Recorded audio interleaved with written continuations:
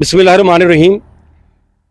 आज मैं इस वक्त मुल्तान के कस्बे नवाबपुर दे विच खड़ा वां ते तुहानूं मैं एक नया तरीका दसदा वां अंब लाउण दा, जिहदे विच पौधों की तादाद 1 एकड़ दे विच 1000 पौधे हुंदे ने।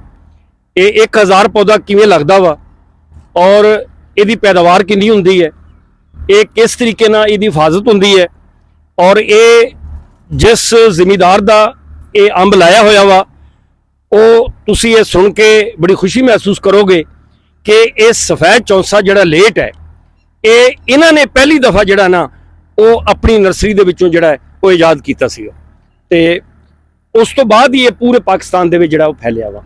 ते वो मोहम्मद शफी मगाना साहब ने, मैं उन्हां नाल भी तुहाडी मुलाकात करावांगा, वो अजकल थोड़े जिहे अलील ने। ते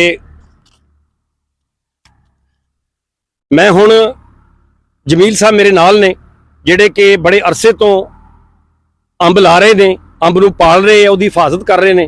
ये तुहानूं दस्सणगे कि ये किन्ने फासले ते पौधा वा ते ये किस तरीके नाल लाउणा वा, किस तरह इहदी हिफाजत करनी है, ये जमील साहब तुहानूं हुणे दस्सणगे। अस्सलाम वालेकुम जी सर, ये पौधे असीं 10 बाई मगरब मशरक वाली साइड ते 10 फुट पाया जी, ते शमाल जनूब वाली साइड ते 5 फुट दा पाया जी। ये 1000 पौधे नूं तस्कीम करता रकबे ते 1 एकड़ ते कीता गया जी। और असीं इत्थों पैदावार लेना चाहते हैं 1 पेटी फी पौधे की, 1000 पेटी एकड़ की लेना चाहते हैं। अगर 500 रुपए की भी पेटी मार्केट विकती है तो 5 लाख रुपए की आमदन ज़्यादा तो ज़्यादा 3 तो 4 साल तो बाद स्टार्ट हो सकती है। अच्छा, ये जिहड़ा पौधा वा क्योंकि वो तो पौधा फैलदा रहिंदा वा, इस पौधे की कोई प्रूनिंग या इहदे कोई शाखां वो भी कोई कट्टणियां पैंदियां, वो किन्ने अरसे बाद कट्टणियां पैंदियां ने, ये जरा दस्सो साडे भी। सर ये पौधे कट्टे खड़े ने, ये हर साल फल तो बाद यदि प्रूनिंग करनी पैंदी है, जिहड़ियां शाखां बाहर जाणगियां असीं इहनूं आपस में मिक्स नहीं होना देना चाहते। मगरब मशरक वाली साइड ते कि दरम्यान जो साडी ट्रैक्टर का एक चक्कर लंघदा रहे, इहदा रूटर चलदा रहे, तो इस वे तो कटाई तो बाद जिहड़ी नई शाख हुण निकलेगी वो इंशाअल्लाह 100% उम्मीद है कि फल लेगी। अच्छा, इस तो बाद ये चूंकि बड़ा नेड़े नेड़े हुंदा वा ते इहदे विच ट्रैक्टर भी चल सकदा? हाँ जी, ट्रैक्टर चल रहा जी साडे कोल, असीं रूटावीटर मार रहे हैं ज़्यादातर इहदे। अच्छा, इहदे विच घाह दा भी इहदा मतलब कोई प्रॉब्लम नहीं पैदा हुंदा ते इहदे च रूटावेटर भी जिहड़ा ना वो चल जांदा वा। इस तो इलावा कोई ये पौधे जिहड़े ने आपस विच गर्मी दे विच जाके जदों बहुती गर्मी पैंदी है तो उदों पौधे नेड़े होण दी वजह नाल ये धुप्प जरा घट पैंदी है, इहदा भी कोई फायदा नहीं हुंदा? गर्मी उत्थे जरा ठंड रहिंदी है। हाँ जी बेशक जी, ये तो फायदा है जी। जिथे ज़्यादा धुप्प पैंदी है पौधे कम होंदे ने, उत्थे धुप्प की वजह तो पौधे जल जाते हैं, नुकसान ज़्यादा होंदे ने जी। और घने पौधों की वजह तो ना इत्थे इन्नी गर्मी असर कर रही है और ना ही ज़्यादा ठंड असर कर रही है।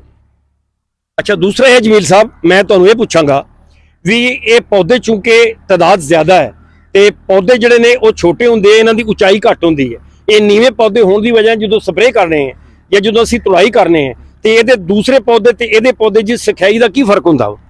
एक तो ये असीं हत्थ वाली टैंकी नाल स्प्रे कर सकते हैं और ये जिहड़ी टोटल तुड़ाई हैगी है जी हत्थ नाल होएगी और हर दाना सपोर्ट के काम आने के काबिल हो जाएगा जी।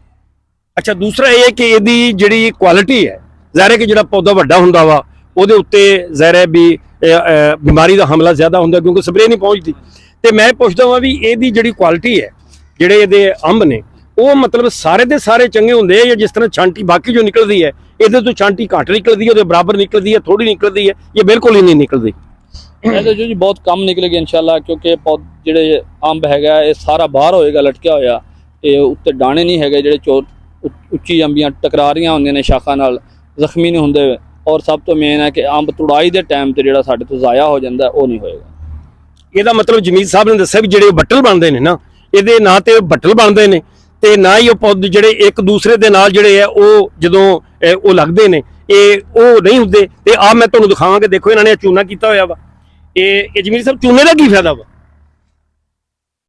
चूना जी बीमारियों तो बचा रहा है, सर्दी तो जिहड़ा कि बचत रखेगा इंशाल्लाह इस वजह तो खूब।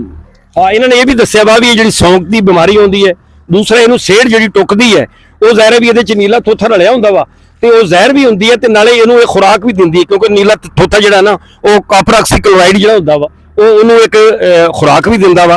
ते ये व्यूज़ मैं तुहानूं ना तुसीं हुण की मशवरा दोगे साडे जिहड़े छोटे काश्तकार ने या बड़े काश्तकार ने ਉਹਨਾਂ ਨੂੰ ਵੱਡੇ ਪੌਦੇ ਦੀ ਬਜਾਏ ਇਹ ਪੌਦੇ ਇਸ ਤਰੀਕੇ ਦੇ ਨਾਲ 1000 ਪੌਦਾ ਲਾਉਣਾ ਚਾਹੀਦਾ ਵਾ। ਹਾਂਜੀ ਬੇਸ਼ੱਕ ਜੀ, ਇਹ ਲਾਣਾ ਚਾਹੀਦਾ ਹੈ। ਇਹ ਛੋਟੇ ਜਿਹੜੇ ਜ਼ਿਮੀਂਦਾਰ ਨੇ 2-4 ਏਕੜ ਦਾ ਬਗਾਤ ਲਾਣਾ ਚਾਹੁੰਦੇ ਨੇ, ਉਹ ਇਸ ਤਜਰਬੇ ਤੇ ਜ਼ਿਆਦਾ ਫਾਇਦਾ ਉਠਾ ਸਕਦੇ ਨੇ। ਇਹ ਜਮੀਲ ਸਾਹਿਬ ਦੱਸ ਰਹੇ ਨੇ ਕਿ ਇਹ ਚੂੰਕਿ ਸਾਡੇ ਪੌਦੇ ਘਟ ਗਏ ਨੇ ਤੇ ਅਸੀਂ ਆਪਣਾ ਜ਼ਮੀਨਾਂ ਘਟ ਗਈਆਂ ਤੇ ਅਸੀਂ ਜ਼ਿਆਦਾ ਤੋਂ ਜ਼ਿਆਦਾ ਪੌਦੇ ਲਾ ਕੇ ਨਾ ਤੇ ਉਹਨਾਂ ਤੋਂ ਜ਼ਿਆਦਾ ਜਿਹੜਾ ਨਾ ਉਹ ਪੈਦਾਵਾਰ ਜਿਹੜੀ ਆ ਉਹ ਅਸੀਂ ਲੈ ਸਕਦੇ ਹਾਂ। ਦੂਸਰਾ ਮੇਰੇ ਖਿਆਲ ਦੇ ਵਿੱਚ ਜਮੀਲ ਸਾਹਿਬ ਇੱਕ ਹੋਰ ਮੈਨੂੰ ਨਜ਼ਰ ਆਇਆ ਵਾ ਵੀ ਜਿੱਥੇ ਇਹ ਬਾਲਣ ਹੈ ਤੇ ਹਰ ਸਾਲ ਇਹਦੇ ਬਾਲਣ ਵੀ ਲੈਂਦਾ ਰਹਿੰਦਾ ਮੇਰੇ ਖਿਆਲ। ਹਾਂਜੀ ਬੇਸ਼ੱਕ ਜੀ, ਬਾਲਣ ਵੀ ਲੈਂਦਾ ਰਹਿੰਦਾ ਹੈ। ਔਰ ਜਿਹੜੇ ਪੌਦੇ ਪਹਿਲੇ ਜ਼ਮਾਨੇ 'ਚ 30 ਪੌਦੇ ਏਕੜ ਦੇ ਲਾਏ ਜਾਂਦੇ ਸੀ, ਉਹਦੀ ਆਮਦਨ ਸਟਾਰਟ ਹੁੰਦੀ ਸੀ 10 ਸਾਲ ਬਾਅਦ। ਠੀਕ ਹੈ ਜੀ, ਔਰ 1000 ਪੇਟੀ ਕਿੱਲੇ 'ਚ ਲੈਣ ਵਾਸਤੇ ਬਹੁਤ ਲੰਬਾ ਟਾਈਮ ਚਾਹੀਦਾ ਸੀ। ਇਹਦੀ ਸਭ ਤੋਂ ਜਿਹੜੀ ਫਾਇਦਾ ਹੈਗਾ 3 ਸਾਲਾਂ ਬਾਅਦ ਜਾਂ 4 ਸਾਲਾਂ ਬਾਅਦ 1000 ਪੇਟੀ ਕਿੱਲੇ ਦੀ ਆਮਦਨ ਆਏਗੀ ਇਨਸ਼ਾਅੱਲਾ। ਇਹ ਜਮੀਲ ਸਾਹਿਬ ਨੇ ਦੱਸਿਆ, ਤੁਸੀਂ ਸੁਣ ਰਹੇ ਹੈ ਕਿ ਇਹਦਾ ਸਭ ਤੋਂ ਵੱਡਾ ਫਾਇਦਾ ਇਹ ਵੀ ਵਰਨਾ ਅੰਬ ਨੂੰ 12 ਸਾਲ ਤੱਕ ਜਿਹੜਾ ਨਾ ਉਹ ਉਡੀਕਣਾ ਪੈਂਦਾ ਸੀਗਾ ਵੀ ਇਹ ਫਲ ਦਊਗਾ ਤੇ ਆਮਦਨ ਸ਼ੁਰੂ ਹੋਣਾ, ਤੇ 12 ਸਾਲ ਤੱਕ ਉਹ ਕੀ ਗਰੀਬ ਆਦਮੀ ਕਰੇ। ਹੁਣ ਇਹ 3 ਸਾਲ ਬਾਅਦ ਹੀ ਜਿਹੜੀ ਇਹਦੀ ਫਸਲ ਸ਼ੁਰੂ ਹੋ ਜਾਂਦੀ ਹੈ।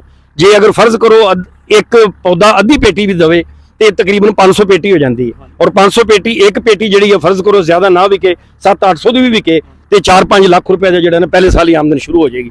ਤੇ ਵਿਊਜ਼ ਮੈਂ ਤੁਹਾਨੂੰ ਦਿਖਾਉਣਾ ਕਿ ਆਹ ਦੇਖੋ ਕਿਸ ਤਰੀਕੇ ਨਾਲ ਜਿਹੜੇ ਨਾ ਇਹ ਕਟਾਈ ਹੋਈ ਜਿਹੜੀ ਹੈ ਤੇ ਇਹ ਜ਼ਰਾ ਕੈਮਰਾ ਲੈ ਕੇ ਆਓ ਨੇੜੇ।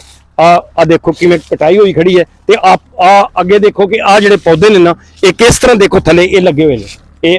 ਇਹ ਆ ਤੁਹਾਨੂੰ ਜਿਹੜਾ ਨਾ ਇਹ ਮੇਰਾ ਕੈਮਰਾਮੈਨ ਦਿਖਾ ਰਿਹਾ ਵਾ ਕਿ ਆ ਪੌਦੇ ਕਿਵੇਂ ਨੇੜੇ ਲੱਗੇ ਹੋਏ ਨੇ ਔਰ ਕਿੱਡੇ ਸੋਹਣੇ ਪੌਦੇ ਨੇ। ਇਹਨਾਂ ਦੀ ਫੋਟ ਕਿੰਨੀ ਹੈ, ਇਹਨਾਂ ਦੇ ਉੱਤੇ ਉੱਤੇ ਥੋੜਾ ਜਿਹਾ ਕੈਮਰਾ ਮਾਰੋ, ਕੋਈ ਇਹਨਾਂ ਤੇ ਬਿਮਾਰੀ ਕੋਈ ਨਹੀਂ ਗੀ, ਕੋਈ ਕਿਸੇ ਤਰੀਕੇ ਨਾਲ ਇੱਕ ਬੂਟਾ ਬੜਾ ਜਵਾਨ ਹੈ ਤੇ ਇਸੇ ਤਰੀਕੇ ਨਾਲ ਜਿਹੜਾ ਨਾ ਇਹਦਾ ਫਲ ਵੀ ਇਨਸ਼ਾਅੱਲਾ ਤਾਲਾ ਜਿਹੜਾ ਨਾ ਹੁਣ ਚੁੱਕੇ ਇਹਦਾ ਫਲ ਜਿਹੜਾ ਨਾ ਉਹ ਤੋੜਿਆ ਜਾ ਚੁੱਕਿਆ ਵਾ, ਪਹਿਲੇ ਤੋੜ ਲਿਆ ਵਾ ਤੇ ਅਗਰ ਇਹ ਹੁੰਦਾ ਤੇ ਮੈਂ ਤੁਹਾਨੂੰ ਇਹਦਾ ਫਲ ਦਿਖਾਣਾ। ਫਲ ਇਹਦਾ ਬਹੁਤ ਖੂਬਸੂਰਤ ਸੀਗਾ ਤੇ ਮੈਂ ਇਹ ਉਮੀਦ ਕਰਦਾ ਇਨਸ਼ਾਅੱਲਾ ਤਾਲਾ ਕਿ ਅੱਜ ਦੀ ਜਿਹੜੀ ਇਹ ਵੀਡੀਓ ਹੈ ਜਿਹੜੀ ਮੈਂ ਤੁਹਾਨੂੰ ਮਾਲੂਮਾਤ ਦਿੱਤੀ ਹੈ ਇਹ ਇਨਸ਼ਾਅੱਲਾ ਤੁਹਾਡੇ ਵਾਸਤੇ ਜਿਹੜਾ ਨਾ ਇਹ ਜਿਹੜੀ ਮੈਂ ਮਾਲੂਮਾਤ ਤੁਹਾਨੂੰ ਦੇ ਰਿਹਾ ਵਾਂ ਇਹ ਇਨਸ਼ਾਅੱਲਾ ਤਾਲਾ ਇਹਦੇ ਵਾਸਤੇ ਬੜੀ ਜਿਹੜਾ ਨਾ ਇਹ ਫਰੂਟਫੁਲ ਹੋਏਗੀ ਤੇ ਮੇਰੇ ਜਿੰਨੇ ਕਿਸਾਨ ਭਰਾ ਨੇ ਉਹ ਇਨਸ਼ਾਅੱਲਾ ਤਾਲਾ ਆਪ ਆਪਣੇ 1-1 ਕਿੱਲਾ 2-2 ਕਿੱਲੇ ਜਿਹੜਾ ਨਾ ਇਹ ਲਾ ਕੇ ਤੇ ਚੰਗੀ ਪੈਦਾਵਾਰ ਲੈ ਸਕਦੇ।